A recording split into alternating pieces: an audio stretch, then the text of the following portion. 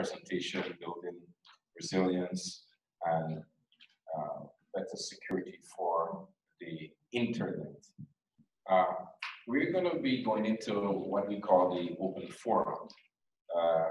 I'm not sure, we would have had several presentations for the day. If we have any questions that, you know, has been running through our minds, so we'd like to get some sort of clarification.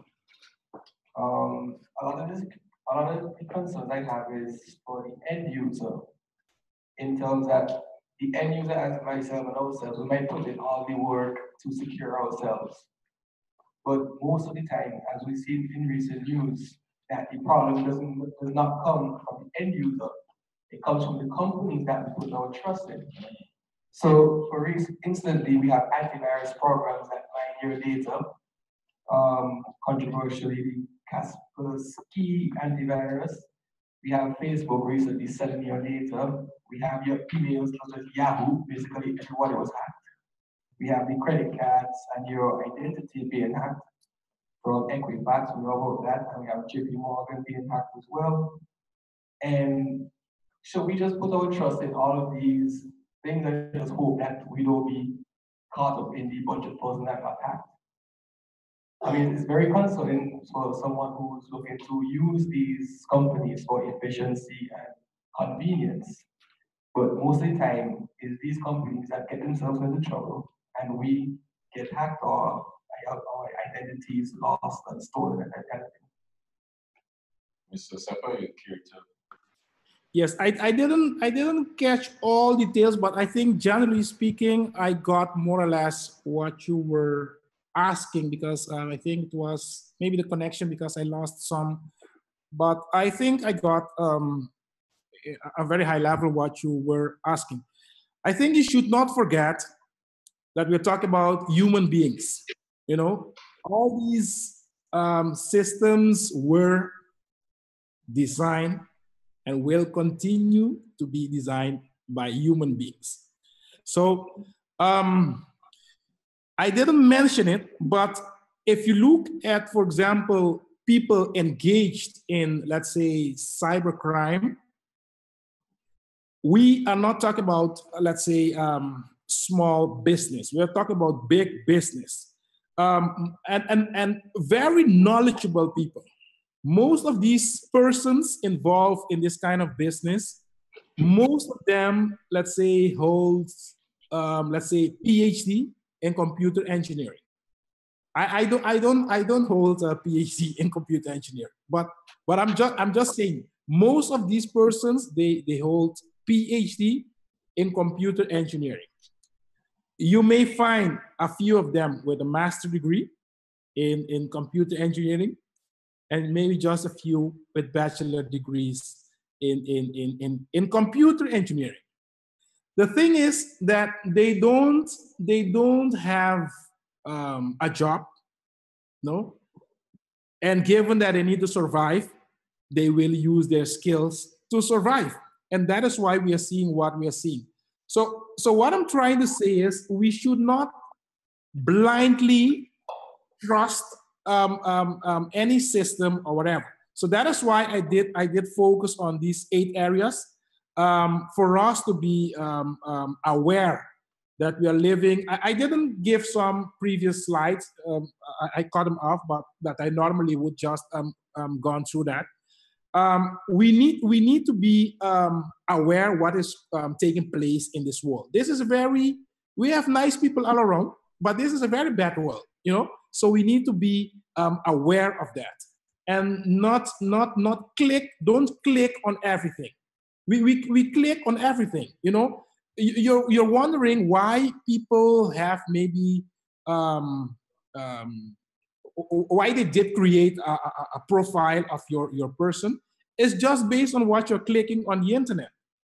Whenever you start getting all these commercials offering you, for example, to buy a car, because you have been clicking on some of these fancy brands of cars, you know. And I'm mentioning cars now, but it could be something else as well, you know. So you're getting offer from them based on the profile that they have created from you. For example, I'm just giving an example of myself. If I would like to buy a new car, I'm sure I will get some offer from Toyota, from Hyundai, maybe from Mazda, you know, because they think, okay, this gentleman, he can afford a Mazda, Hyundai, etc. But if my good friend Albert there in the room, when I'm sure he doesn't get the same offers that what I'm getting. So he will start getting some Mercedes and BMW because that's the profile that was created for based on the sites that you visit. So I would say don't click on everything, and we need to find ways, again, use these 8 areas that I did mention as a point of departure, and by doing so, try to protect ourselves. All right, thank you very much. Just before we go over to Albert, Mr. Seppa, it's interesting, the dialogue. However, I believe Mr. Eden would have shared a concern that is very serious. It's not dealing with what the end user clicks, but the trust that you would have put in, you know, these entities. Let's say, for example, a bank, or you might have placed trust in another service provider, and in the end, you would have done everything. You don't click on everything. You protect your identity, but because you would have shared information with the bank, they are hacked, and your information. You know, you sign up for an email account, and you share information with, let's say, Google for your Gmail or Yahoo, and in the end, they are hacked, and all of your information is out there. So I believe that was the ethos of the discussion a little earlier. That's true. I didn't mention it, but just one second. For example, at Internet Society globally, we are focusing, and we have been focusing, but this year we're focusing on that as well, on two main areas. We are focusing on access to get more people connected to the internet, because still we have a bit more than 3 billion people that are not connected to the internet. So that's why we are working on community networks and all these kind of things. But that's just to focus on get more people connected to the internet. In addition to that, we focus on exactly what you're saying, on trust in the internet. Because if you look at the internet is nowadays the main platform for business, for e-commerce, etc., etc. So if people don't trust the internet, then we have a big problem. So that is why but again, trust, you cannot just trust without work, right? And I know you're a pastor, so I will say like this. Faith without work is death, right? Or something like that. That's it. So while you're trusting, you need to do something as well to protect yourself. Thanks. Okay, Harriet has a response, and then we'll take Albert. I want to comment on what Edmund said, and I think Sean actually said a bit of it. Is the model of the Internet Society is a multi-stakeholder, and one of the things that it does is campaign for our internet that we use. And I think a lot of different areas don't have that kind of model to look at those errors, police those errors, or give comment. And I think that's one of the strong points and why we're here today and what we're doing. So with regards to some of these business, over the years, a lot of these businesses have really gotten to the point where nobody look at what they do. There's no working group to, look at their terms and conditions, comment on them, and all these kind of things, which is exactly what we're doing for the internet today. So what we really need to do, especially government and so on, a lot of people don't read the government reports and don't really know what are in them. And the connectivity of the citizen is very important. Even now, when they have access, they can actually go and do that, and they can say, hey, there's something wrong with this document, or hey, there's something wrong with this policy. And they can actually participate in those dialogues with those different sectors, where you can get better policing of those different sectors. So you have somebody actually look into what they're doing.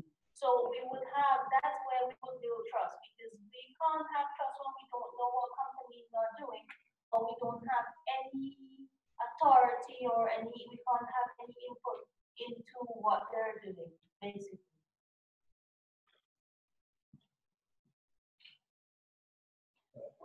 Yeah, okay. That was an excellent question. And to answer that question, to add to the responses that you've already got, I have to take off my ICANN hat because we're now going into the dark side. I will put on my IT auditor information system and security. But the gist of your question related to you did your best, you did everything you could, and put some data out there, and because of what somebody else has done or not done, your information is compromised.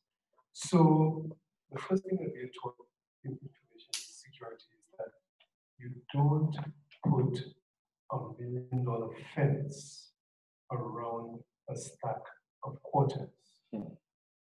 You don't waste your time spending too much money protecting something that's not worth anything. But in the same vein, you need to fully understand the value of the resources that you have and do your own risk analysis. Okay, so I have some information on the different types of cards that I like. I also have some financial information. Do I protect the information on the cards that I like with $1 million fence, or do I protect the financial information? Because rest assured that there are few safe places left in cyberspace. You use some specific words that brought us. You said terms and conditions. And I encourage everybody in this room, go and search on YouTube, however you find it. Look for a documentary titled Terms and Conditions May Apply. When you get the correct video, you will see the Amazon logo, you will see the Yahoo logo, you will see the Google logo. But to give you a sense of what you will discover in that video, there's one anecdote where a father got all upset and he ran to, I think it was a Walmart store or something, and he was upset. He said, why are you sending my daughter all of this information on Pampers and stuff related to having babies, right? I mean, you are corrupting her. And what actually happened was that the one system, or whichever company, we're just using that as an example, the system was tracking what his daughter was doing so much that they knew that based on what she was clicking on, pregnancy, this, that, and the other, how many gestation period, they knew that she was pregnant. And they knew when she was going to have the baby as well. So they started sending, I'm sure you've seen it on Facebook, and all of a sudden on the side, you see suitcases like the one that you were doing searches for. Right? How do they know? I mean, the exact color, the exact size, and everything. So the point is that when you view this document, you will see that every click as Shannon said, and everything that we do online somehow, somewhere is being tracked. And this is why, personally, I do like certain systems, and I would sit there. Some of you sitting behind me may have seen what I did, earlier in the day. I'm sure one or two of you must have seen what I did, but I would only do that because I'm operating on a secure VPN point-to-point, where I know that whoever is looking at what I'm doing, first of all, will not be able to decrypt what I'm doing, and they will not know that I'm in St. Vincent. And my data, in terms of what I'm sending over the internet, will be as safe as I can make it given the circumstances. Because certain things, I'm not just the VPN, I would be open, but you need to do that risk analysis and look at your information assets. What is important to you? What is more important? What is less important? Things that are very important, you definitely don't put them anywhere close to Google or Facebook or anything like that. Those are okay, what kind of shirt color your favorite football team? Okay, no problem. Everybody can, all right, you support Arsenal, all right? As in my case. Barca. Okay, so I just wanted to add that to that question, but in terms of what you can actually do, that starts with you. doing a risk analysis of your own data, so the things that are important to you, you try as hard as you can to protect those, and you don't put them out where you know the place is not safe. All right, thank you very much. We have two comments. We'll take Rudy and then the gentleman at the back, and then we're gonna wrap up. I think you probably just put it off. I also thought it was an excellent question. And you were asking it from the user's point of view, is that right? Yeah. Okay, so you've done everything. You might even be a technical guy. You've done everything you can, but the question I got that you were asking is, who is looking after my back? That was the question. That's how I got it. And then what occurred to me was that, multi-stakeholderism is about, like, I will not know the government's view if the government is not in the room and put something forward to say, this is my view as a government, right? But have you ever thought about it, is that the GDPR, which we spoke about earlier, is the whole of the European Union deciding that, something, the people who comprise the union, right? It has a certain value to the EU.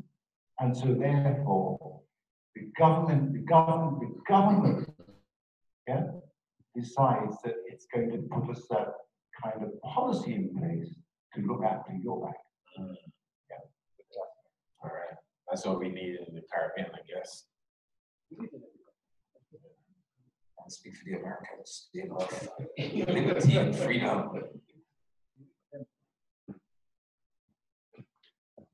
Strangely enough, about 2 or 3 days ago, I was reading an article about Facebook monitoring.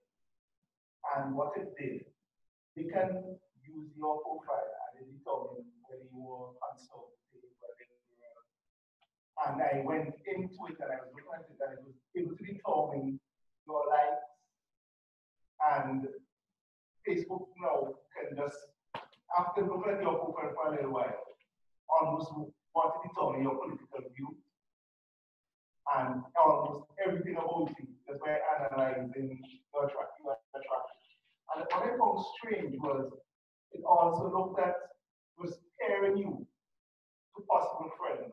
So if you notice something, your friend suggestions, somebody you have not been in contact with, who actually lives in another country, but Facebook monitor to that point, so you actually have no privacy to monitor everything and does analysis. And I found it striking because what I was wondering is, like, when I use the internet, do I have any secrets? Nothing at all. These are good. And that's one of the things that Albert said that is very important. The terms and conditions, they're usually so long, but most of us, we skip to just accept. And what we're generally doing is saying, you can have all of my information, you can sell it, you can do whatever you like with it. And in the end, we literally give away our back. So nobody is there to look at it. But I'm thankful, and Harriet basically highlighted it, that is what forums such as these are about. It brings us together so that we can put our 2 senses together and we can make up the dollar to ensure that we have complete and total security, well, at least as far as it can go. I would like to thank everyone for your attendance and participation. There's something that I would like you to do. Now, we're going to be having an evaluation of this first National Internet Governance Forum. And I pray that all of you would have registered. If you did not do it before today, as you would have made your way inside, you would have ensured to register, because we're gonna email you. Secondly, we're planning already for the next IGF. So we're just gonna bounce our heads just a little for the next 2 minutes or so. What are some of the topics of interest that you would like to see discussed? Harriet's hand went down. She's out of the block looking good, and she's about to report. Yes, Harriet. E-payment, priority, e-payment. And Madam President is writing. Yes, sir. What the regulators, which regulators?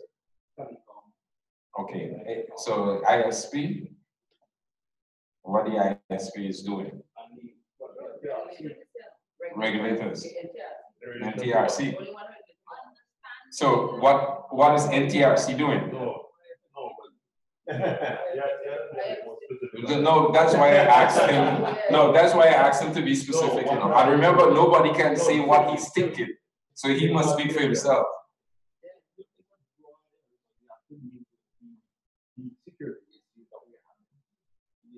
Same e-payment, they put it in place. So let's move on. It's very broad because it's about a lot of people when we're looking to push technology forward in this country. Okay. They have a very important part to play. All right, thank you for clarifying. Madam President is taking her notes. I saw a hand went up on this side. Another topic suggestion. You had one ready? Oh, no, we're trying to plan ahead for the next Internet Governance Forum. Yeah, because it's the same thing Harriet just mentioned. Well, it's different. E-payment. Yeah. It's different.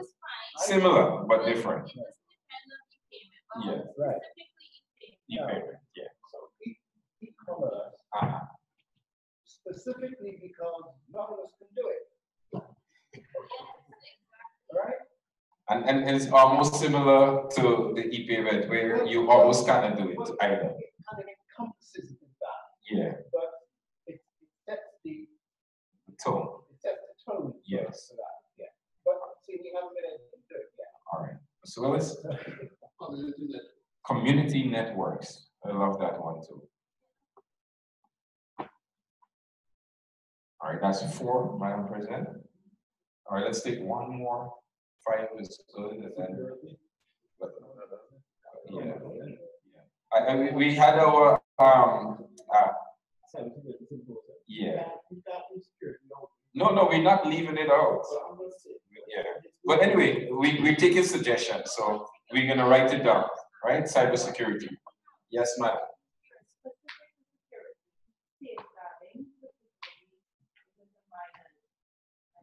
Okay, beautiful. Safeguarding minors.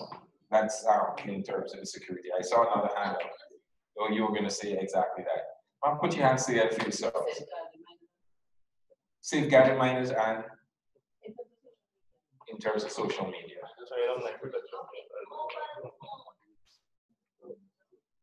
What about mobile phones? Oh, okay. Social security and mobile phones. All right. Yeah, so put your hands together for yourself again, please. I think you did excellent in providing those topics of interest. Now, I want to challenge you to do what Mr. Osaka would have encouraged you to do, and that is to focus on one challenge that we can probably work on to see improvements on. Ladies and gentlemen, I would like to thank you very much for your attention, your time. At this time, I'm going to invite Ms. General Ross McIntyre, the General Manager of MRHO, to come forward. I'm just reading what I see. Sorry, MHR. Thank you. Thank you. I hope everyone had a wonderful day today, filled with a lot of meaningful information and guidance and discussions, and that we would leave here a bit more engaged and enlightened in the area of internet governance, and particularly in terms of building partnerships for good internet governance. So my duty today is to thank you for honoring the invitation to attend, taking the time to register, taking the time to be here today. It could not happen without you all, so we appreciate both physical presence and cyber presence of all those in attendance. So thank you very much. I'd like to thank ISOC SVG for taking the initiative and the time to put together this event. Our president, Mrs. Roxanne John, thank you for your continued hard work, effort, and time. It is indeed a labor of love, and I know she does it because of her passion and her desire to see these issues addressed locally and regionally, and we really applaud you, Madam President. To the entire board of ISOC for giving your support and pushing these initiatives. Without your support collectively, we would not be here today, so a special thanks. To the Internet Governance Forum Support Association, IGF SA, special thank you to you for your support to make this happen. To the CTU and our special featured guest, Secretary General, Mrs. Bernadette Lewis, thank you for taking the time to attend.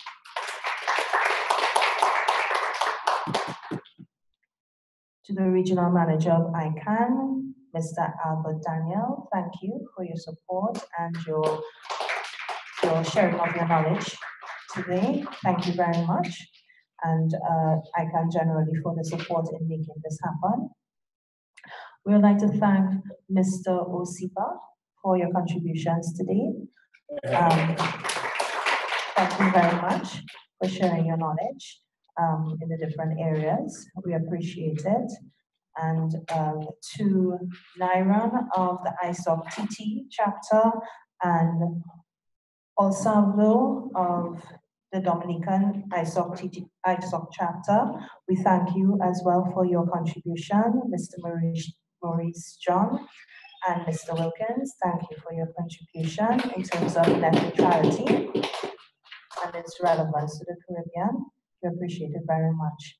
To NIS for the physical space to make this happen, we appreciate it greatly. Our caterer, the bistro, thank you very much for our refreshments. And to everyone in attendance, we thank you. And I really hope that it doesn't stop here, that we leave here today, we talk about what was discussed in this event, we share it with our friends, our family, so that they are aware that this has happened. This is the very first national IGF. This is something, as Vincent says, we need to be very proud of, you know, and it is the first of many. So we're looking to the future. So we really need to spread the word via direct marketing and let everyone know about ISOC SVG chapter, what is being done, all the different initiatives that are yet to come, and hope in the future we can have a bigger audience and a wider reach. Thank you very much. Okay, so we just want to thank Janelle Ross McIntyre for a wonderful job in thanking everybody. Thanking you for coming, thanking the media. We thank Marcellus especially for his technical skills and his support to make these virtual presentations and this live streaming live. We thank everybody who was out there on the Facebook, YouTube, who were looking in, who was watching, who were following the show. We would love to be here but cannot, and they were able to follow us live, and we really thank you for really being here. We want to thank the chairperson. He has to run an urgent call, so I'm sure he will hear the thank you when he review the videos. We want to thank Kerry, Kerr, he's actually a pastor. And we just want to, as we leave, do one last thing. Mr. Osipa, I'm sorry that we have a little token for you, but it's virtually. Right? That's right. Just watch. But Mr. Albert, see you here, so we sure we want to give you a token. Yes. Janelle, so we are actually to present it to you. Small token of our love. Thank you.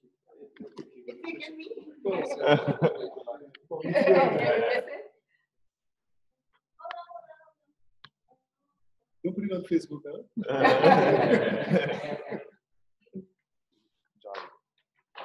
John.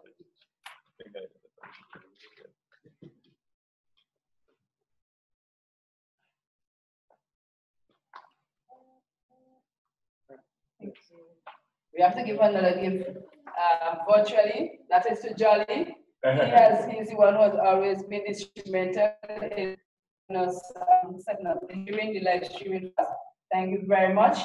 We also want to give this a very small token to Ms. Lewis. Really appreciate that. She told me this, but of course I can't miss this in our evening. A very busy lady. I should make sure that she's at St. Vincent. I'm just going to give a small token.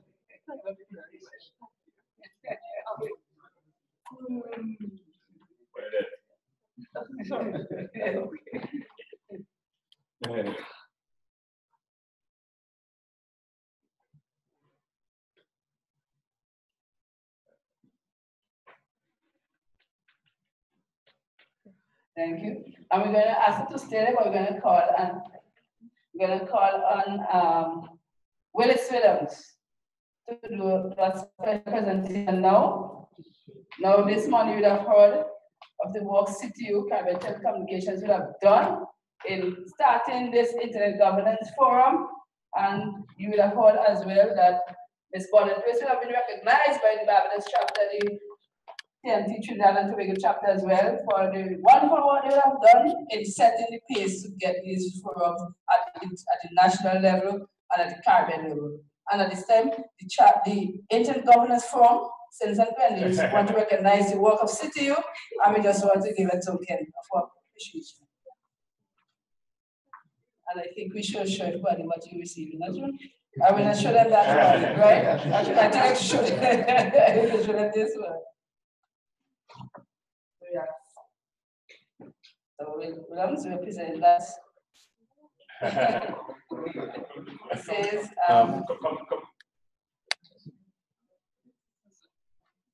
okay, it's in, right? The IGF Internet Governance Forum Internet Governance presented to the Caribbean Telecommunications Union for establishing the first Internet Governance Forum in the world in 2005, and is given to the April 5th, 2018. Let us show our love.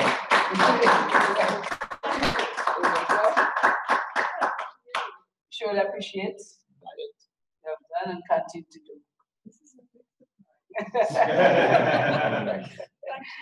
Okay. That's right, that's right. So thank you again for being here, and we look forward to your further participation, and we will send you the PowerPoint presentation. We'll also send you the evaluation, and you can give your feedback, be at frank and say, well, you could have improved here, nothing wrong with that. Yes, please.